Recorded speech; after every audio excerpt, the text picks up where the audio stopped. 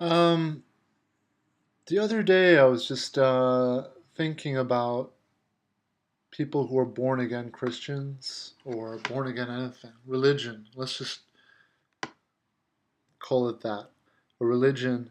But it's also greater than that. It's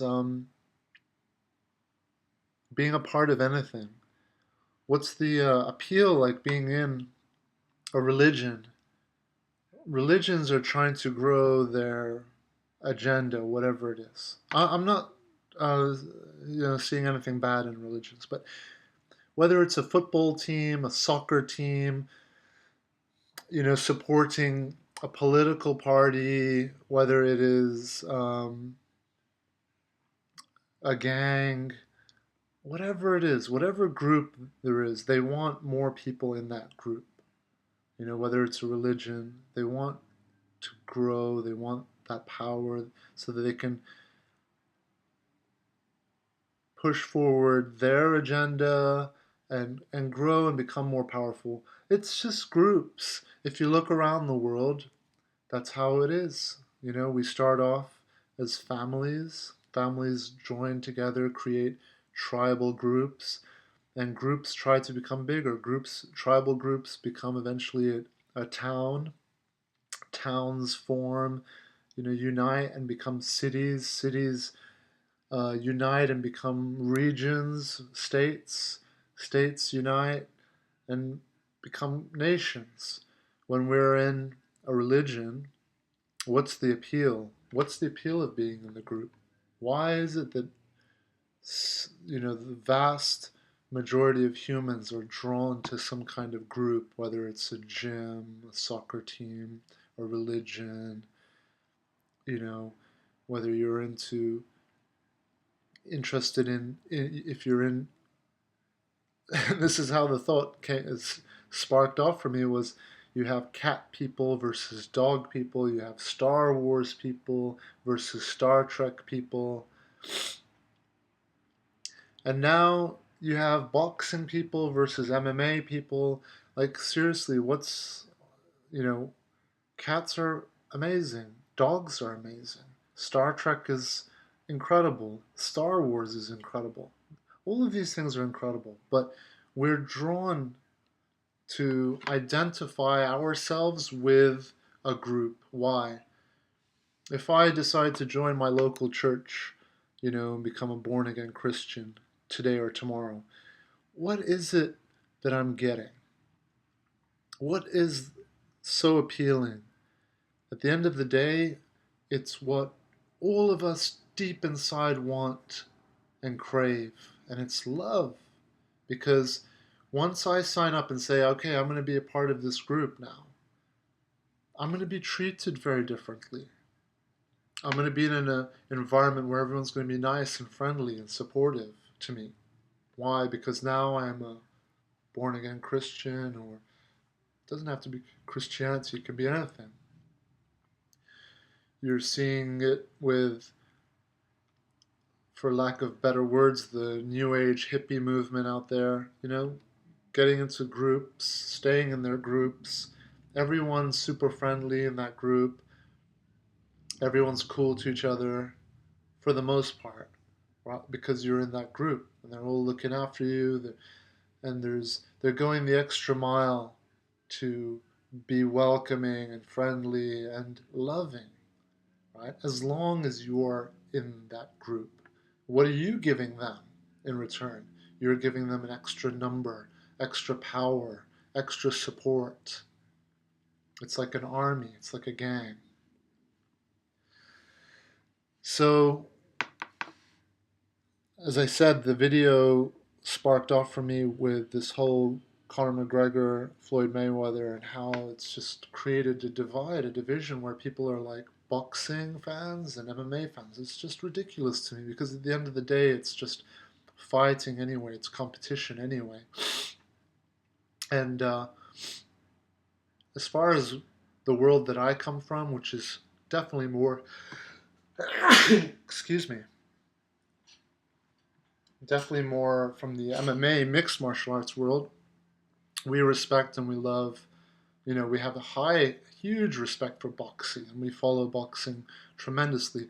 Of course, you have a certain amount of energy and time, and if you're training to be an MMA fighter, especially a professional MMA fighter, you have a limited amount of time, and what are you going to put it on? Are you going to become an expert in boxing? Well, then you're going to get taken down and out wrestled, out jiu-jitsued. So MMA fighters have to understand everything, right? Boxers get to focus on boxing. Wrestlers get to focus on wrestling. So, this whole gang mentality, the group mentality, it's for survival, right? We get power. We feel safer, more secure. We feel more confident. We feel more whole when we're part of a group. I'm not advocating that you should all we should all be a part of a group. In fact, I've lived my life in a very different way. I've always been weary of joining any groups, and I've always tried to be aware of myself falling into a group, whether it's a religion or being a fan of a football team or whatever. I try to stay true to myself and my interests, because when you sacrifice those things to become a part of a group, you can sometimes wind up being controlled or being in a position where you've given up your power, given up your control to whoever is in charge of the group, right? So even at the gym, I don't get too close with, let's say, the jiu-jitsu group or the boxing group or the Muay Thai group, and there are all these groups at the gym, and they stay close together. I go to the gym to train. I'm going into the gym to be better at everything if I can. So I try to stay out of any politics or any of the group dynamics. I try to treat everyone, especially myself, first and foremost, with respect and kindness. That doesn't mean I'm going to be friends with everyone. It's very important to have boundaries. And as I describe and I share with a lot of the people that I work with, space and distance is one of the greatest tools. And that's what I'd like to talk more about in this video is the most important ingredients, or one of the most important ingredients in life, is space and distance. Being able to understand that how powerful it is, even though most of us are afraid to slow down. Most of us are afraid to sit and do nothing. It was about a month ago. I had a client, and we were talking, and he asked what one of my life goals was. And at the time, I told him, and it still is true today. One of the most important goals for me, that's on my list of goals, life goals, is to have more free time. That's for me one of my treasures, and it's one of the things I work towards in life every day. I want as much free time as I can. That's one of my goals. I'm not thinking money, I'm not thinking, you know, sex, relationships, whatever. My goals, I do have a lot of goals. One of my top goals, probably the top goal of all, is to have free time. So every day I'm working towards that by simplifying my life, letting go things that I don't need, whether it is things or activities that I do that create more work, unnecessary work in my life, or whether it's just stuff. Having stuff takes up space in your mind, not just in the material world, but it takes up some property in your mind, some real estate in your mind. So free time is one of my greatest missions in life. The more free time to even just do nothing, just to sit and do nothing, just to enjoy and observe. I would love that. And it's something that I see a lot of people have a fear of stillness, a fear of nothingness, a fear of space. Some people constantly need to be moving and busy, right? Because they fear that when they have the space and the time, it allows them to think too much, right? And I understand that. That's fine.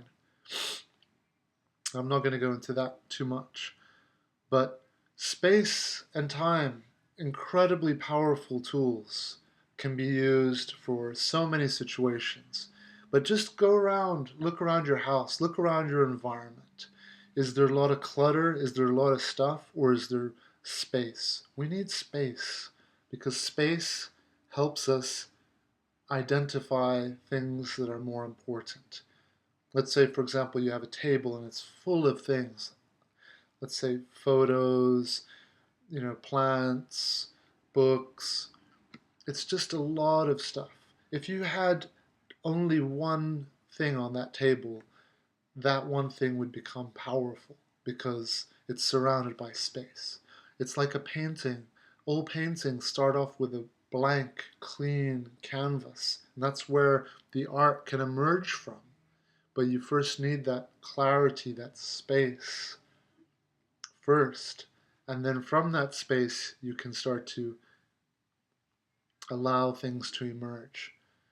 Most of us live in an opposite way where we're just totally overwhelmed and um, drowned in stuff, whether it's bills, taxes, fees, mail, things that we got to do, you know, and especially for people that have children and families, should this should apply more importantly because you can't afford to have one thing in your life that's going to create a lot of work for you. We've got to try to reduce, simplify as much as we can. So constantly, it's a constant daily practice of looking at everything in your life, whether it's food, the music you're listening to, the movies you're watching, the people. We live in a very fast paced information society and we're bombarded with information. So it's important that we don't allow all this information to consume us, to drown us. Otherwise, we lose touch and sense with space. And space is where a lot of our power comes from.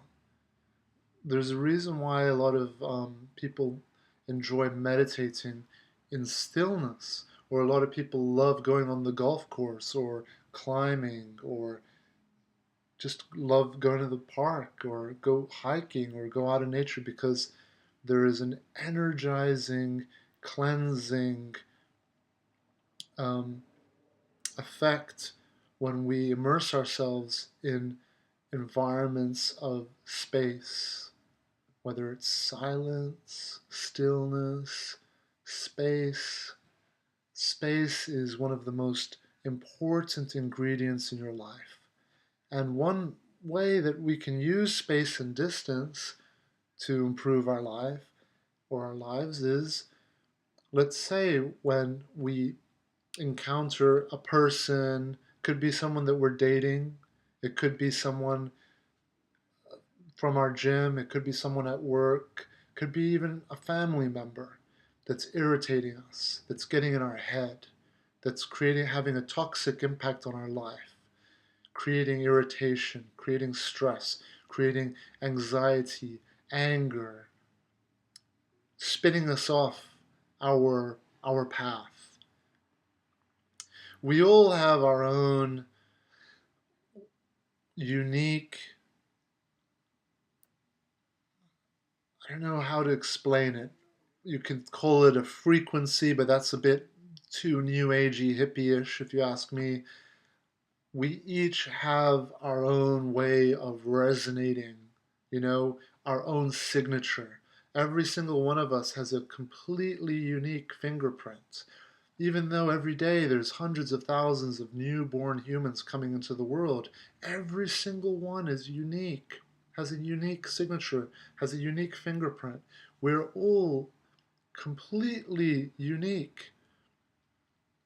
There will never be another you. There never has been another you. You're completely a unique person. And we're all extremely special in that regard. Like jigsaw, like a jigsaw puzzle. We're all like little pieces and we're all unique and we all fit in to create this whole.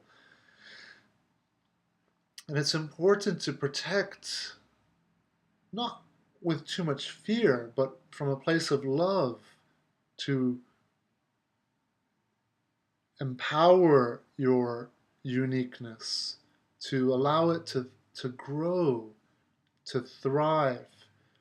And when we join groups or become parts of groups, it's not, again, there's nothing wrong with it. It's a great thing, but you don't ever want to give up who you are. Any group that you're into, if it's operating on true love, what's love? It's acceptance, right? You'll be truly accepted for who you are. And if who you are goes against the beliefs or views of the group, then it's important you ask yourself whether or not this is the right group for you, right environment for you. Yes, we're all drawn to love. We're all drawn to being around people who support us and listen to us and accept us. But it's important that that's true, not being used so that we're being used by a group, you know, just to shore up their numbers, make the group stronger, you know, and the group's agendas aren't truly in line with our own agendas. So I'm a believer that no matter what, I shouldn't say no matter what, but for the most part, stay true to who you are and understand that no two people are alike. So even if you see a group out there and you think, oh, they're all like the same or they're all like together, they're not all the same. They're all completely unique people out there. Everyone, even if they're all Republicans, even if they're all Donald Trump supporters, or even if they're all cat people, they're all super different to each other. They're all unique. So strengthen and nurture your uniqueness and understand that all you have to do. Hey, Pishi, how you doing? How you doing? What's going on? You want to be part of the video? So all you have to do to shine and to be heard on this earth is to move more closely towards strengthening who you are. What are your interests? What are your beliefs? What do you value? Doesn't mean that that should be done in an extreme way as well and go out in the middle of the streets and just do whatever you want. No. Balance is important. We should be operating in harmony and in respect with our environment, right? Respect yourself, respect the people around you, okay? Never give up who you are, but find that good balance and that good respect. Pishi, come, come, come, Pish Pish. Come, Pish Pish. She wants to be cuddled. She's rolling on her back. Let's see if we can get her in the shot. This amazing cat. Pishy, what are you doing? What are you doing, eh? Eh? Pishy Pish. Pishy, what are you doing? What are you doing, Pishy Pish? Huh? I'm making a video right now. So, yes, going back, let's wrap this up real quick. So, a very powerful and effective method of using space and distance to improve and enhance your life is when you encounter those toxic, irritating, whatever it is, people, foods, music, insert distance, insert space, use space and distance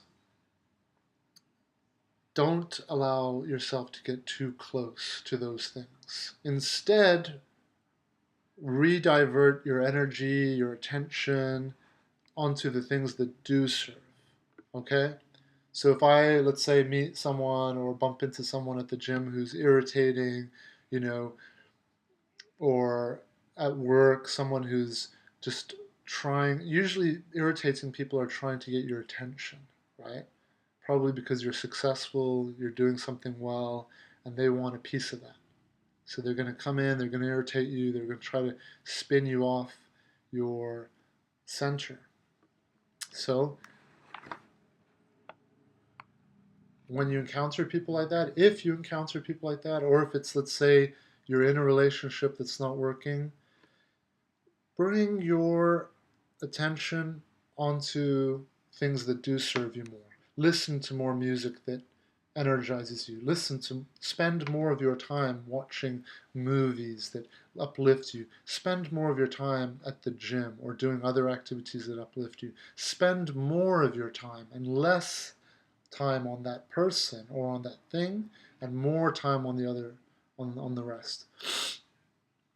Yes, it's not going to be easy to begin with, especially if what you're trying to detach from has become an addiction, right? Now, don't give that word too much power either, the word addiction. Okay? We can sometimes get stuck on things for just a temporary period. You can get into like some form of addiction for a phase, for a period. Usually it happens when you have lack in your life, when you feel down, empty, not whole. So you return to the quick uh, addictions, to the things that satisfy us, that are easy. Yeah, they're easy to do. But then what we find is that we suffer more, we struggle more. Our life becomes more miserable because we've given up our life to those addictions. Those addictions are now in control and controlling us. Whether it's sex, it's always the same ones, right? It's going to be sex. It's going to be, you know, food, right? It's always the ones that are linked to survival, right? Reproduction, food, money, right? A lot of people are drawn to people, so it's always going to be things that are linked to survival. Why is people? Because when you're around people, your survival is, especially if you're in a group or a gang, right? Your survival has been raised. So a lot of people who are going through difficult times they are drawn to that. I have a client, for example, who, and I'm not going to go into too much detail just to keep it private, but are going through a breakup, and their ex has suddenly gotten involved with like uh, a spiritual group of people, right? Very common thing. Why? Because she's lost, insecure, not whole, and as I said, many people during when you're going through a difficult feeling like that, you're gonna want sex, you're gonna want food, you're gonna want security, right? You're going to want to feel like you're a part of something, a tribe, a gang, a group. Again, being a part of those things, sex is not bad, food is not bad, being a part of a group is not bad. It's just what are the reasons? Why are you going to those things from a place of love, which is a place of wholeness, and it's a place of truth, a place of, well, I genuinely want to be a part of this group. It's going to strengthen my life. I'm interested in it. It's going to bring a lot of good. It serves me. Or I'm going to eat this food because it strengthens me, it serves me, I enjoy it. Same with everything, music, movies. Or are you going to that group out of fear, out of lack, right? Or are you going to the porn or the food from the same place because you just want to feel that love? You want to feel that connection, you know? But it's not real, it's not long lasting, it's temporary. and it can hurt us a lot more. Why? Because it can create a habit and a way of life, a way of thinking, a way of behaving that's not a good, healthy habit. And habits, as we all know, are take a lot more time to change and to break. So the best way to to deal with addictions, undoubtedly the best way, and a lot of people out there might not like to hear this because it might not help, is not to get involved in the first place. When you are going through difficulty, go through the difficulty. Just go through it. Go through it.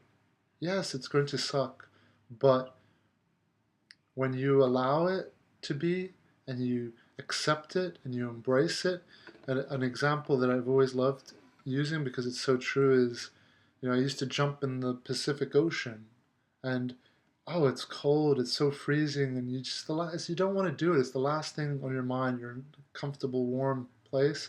You're going to jump into a freezing ocean, or an ice bath, or a cold shower. Cold shower is perfect if anyone out there can do it because you can adjust it and control it and condition yourself, make yourself stronger over time, make it colder, colder the next day, colder the day after that. Uh, Cold showers are amazing. If you can get your shower to be cold, something to be grateful for. Use it. It's something that can really help you in life, strengthen you mentally and physically. It's amazing. So, jumping in the Pacific Ocean, I found that every time I was jumping in, I was suffering, suffering, suffering, and the more I would resist, and the more I would jump in and like kind of tense up, the longer it would last. I would be suffering longer.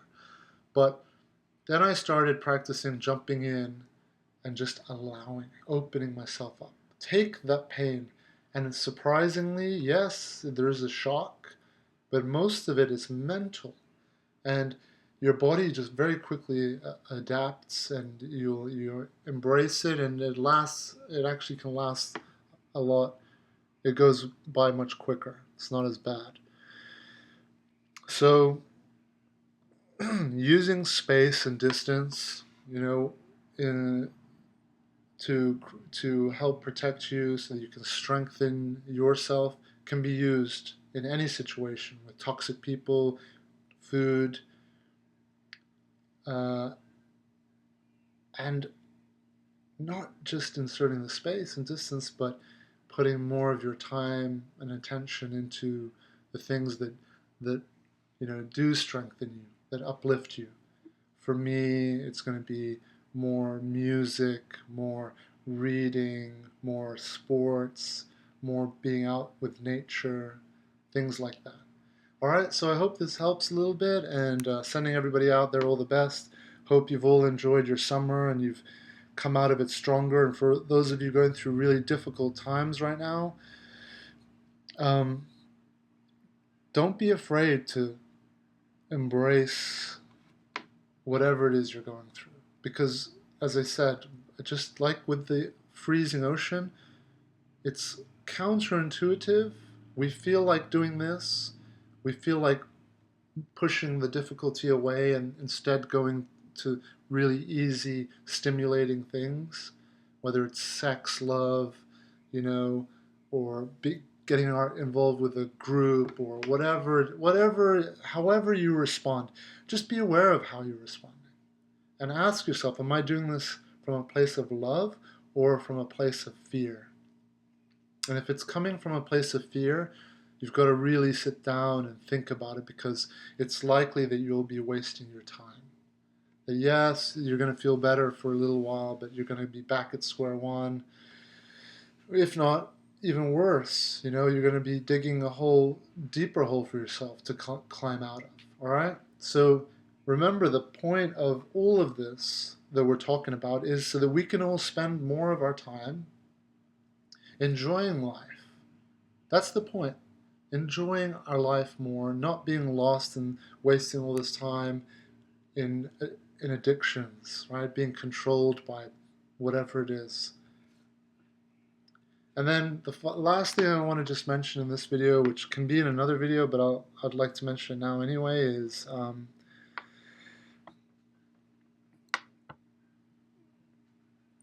when you're finding it difficult to get over some thought, let's say if it is an ex that's in your mind, or whatever it is that you just find, God, this keeps coming back in my mind, the same thought, understand that that's okay.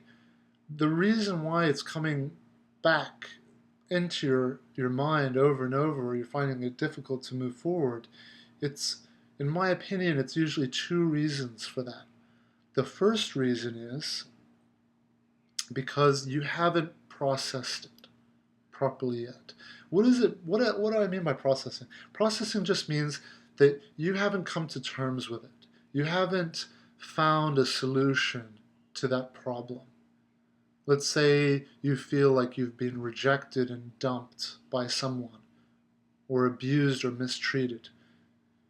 You're going to have this lingering thought that's going to keep coming up, and it's going to keep triggering these feelings that will keep lingering, of sadness, emptiness, depression, anger, anxiety. All this pain you're experiencing as a result of the thoughts that keep coming up, it's trying to help you evolve to a higher level of thinking. Okay? All of this is trying to help you to improve the way you think and behave. So, for example, if I'm, let's say, rejected, and I feel that rejection, it's such a difficult thing to, that's a difficult one to process. It's going to keep coming up every day. Oh, you were dumped, you were rejected. You know, your ex or whoever left you for someone else.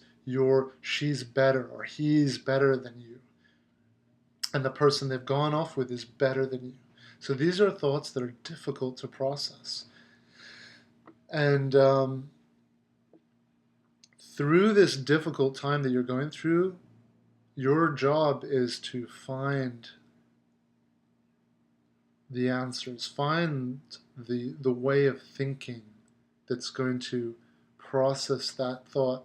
And when you finally do, and you're at peace with the way you're thinking, let's say a very simple one, for example, if anyone out there fights or competes, we hear this a lot in fighting, you either win or you learn. So that's an example of what I'm talking about. People will lose and they'll just beat themselves up and not be able to get over that loss, because in their mind they're viewing it as a bad thing, or they're weak, or they're not as good, they're not, they're less. At the end of the day, most of the reasons why we suffer is because we feel less. We don't feel as good. Okay? Comparing, right? So I love to share a lot of stuff from the fighting world on this channel, because fighters have had to learn to become stronger mentally. So that saying, for example, you either win or you learn, is just one of many examples, of things that we pick up in fighting that help us. So processing what you're going to go through is going to allow you to move forward, so that those thoughts aren't going to come back. They're going to keep coming back and back and back until you finally have come up with a great way that serves you to move forward and to process and to be at peace with what has just happened. So again, I could go on about this for ages, because it's a deep topic and there's a lot of ways that you can counter. We call it counterbalancing the negative thoughts, or how to process, difficult situations. It's an art form as well. You can get better at doing it over time. And it's going to serve you for your entire life, because throughout your entire life, you're going to meet people who will say something negative to you and bring you down, or your own mind will be hard on yourself and be telling you, no, you're weak, you're a loser, you're not so great, other people are better. Whatever it is, you're going to think, I'm weak, I've been through traumatic events, This has happened to me, this has happened to me, complaining, right? Constant complaining. Well, but this, but this, but this, right? It's all going to continuously be like mud dragging you down or quicksand until you can see it in a different way. So, as I said, these difficult periods in time that you might be going through are there to help you evolve the way you think and the way you look at things. And when you do look at things in a different way, a more improved, a more evolved way, a stronger, more mature, wiser way, guess what? You become a lot more of an attractive person because you're going to become a stronger person. You're going to become a person who can better is better equipped in the environment that you live in. Okay, so just to wrap it up, that's the first reason I believe why we have difficulty letting go of things and things keep on popping up in our mind. Of course, there's a lot of other reasons, but the two most important reasons I believe are number one, because you're not processing those thoughts properly so that you can finally move on. Once you process them, they stop irritating you. You move on because you have your way of dealing with them.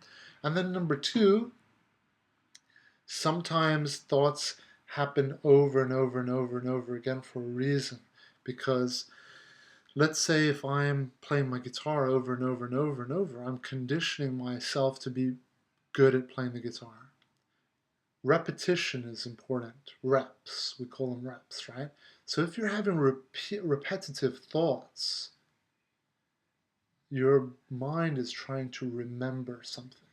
So it could be that you've experienced something really painful and traumatic, let's say rejection or, you know, whatever it is. And that thought is constantly popping up in your mind because your mind is trying to remember this for the future. And it knows that the only way that you're going to remember this moment is by repeating it in your mind, repeating it in your mind. By repeating it, you will remember it. Our body and our mind, I believe, is trying to help us so that, why is it trying to repeat this so much? So that we remember it. So that in the future, we will be able to do something better. So that in the future, imagine you didn't remember. Imagine the thoughts you're having, the difficult thoughts aren't coming up, aren't recurring. Then you're probably going to make the same mistake over and over and over and over.